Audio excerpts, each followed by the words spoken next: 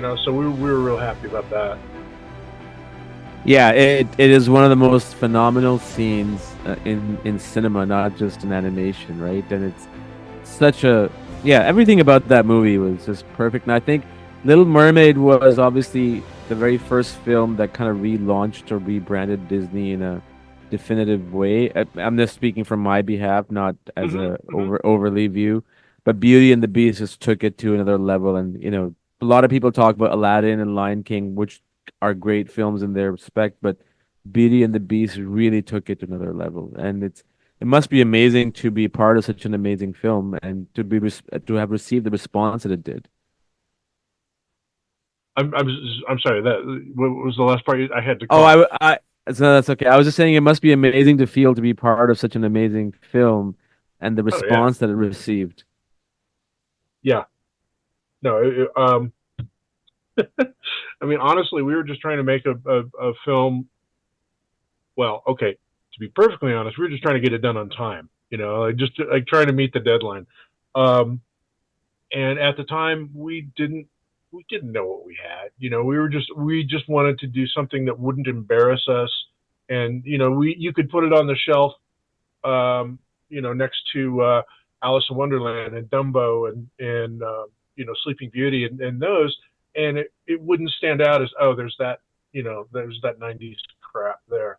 That we were hoping we could be worthy of the old masters. And but like I said, we were just trying to get it done on time. Also, I mean, we had kind of an accelerated schedule and just going like crazy. And it wasn't until our art director Brian McEntee came up to us one day, like kind of midway in production, said, "You guys are going to make $100 million on this," and we literally laughed at it because no animation had done that before.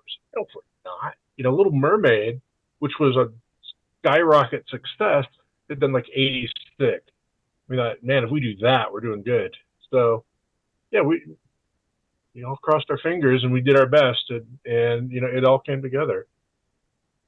It sure did. How did all the journey start? I think would this be your first directorial debut, like in terms of Yeah, film, for its and what did feature all? debut, yeah. Technically, Kirk and I had been in at the time what they call the development department, which is not like studio development departments today. Where you've got a, a whole department of people like reading scripts and submissions and books and things like that, and trying to figure out what to push into development. What it was at that time, it was kind of like we called it daycare because it was mostly artists. None of us were directors at the time. We were like story artists and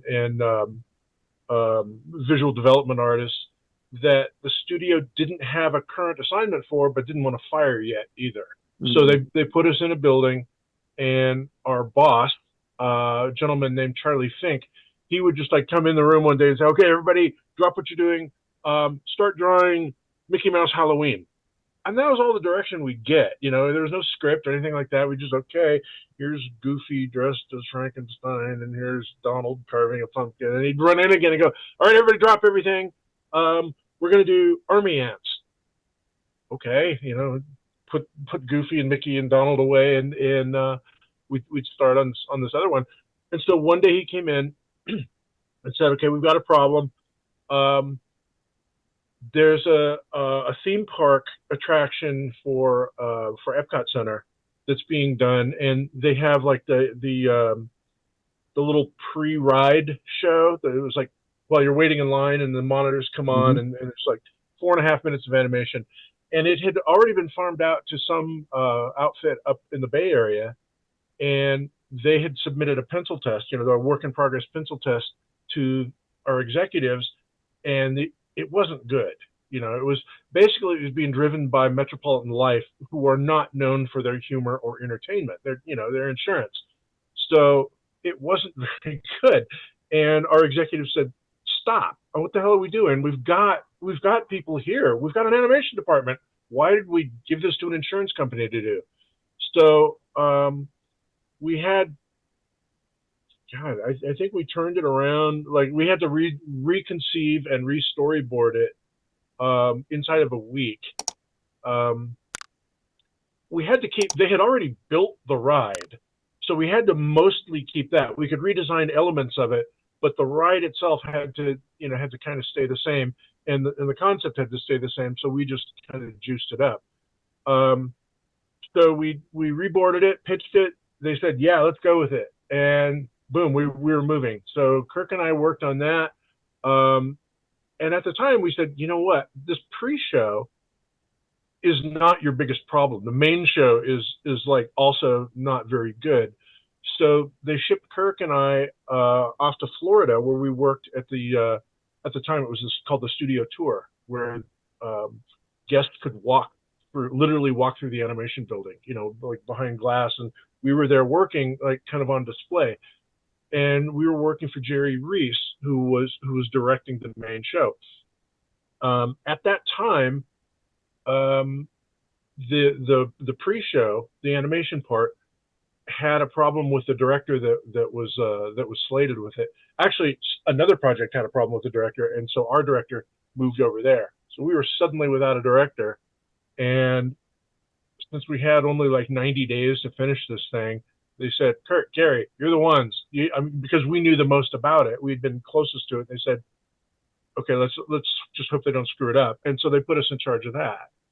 So that was our first directorial debut. And we got through that, and it actually came out pretty good, and they were pretty happy with it.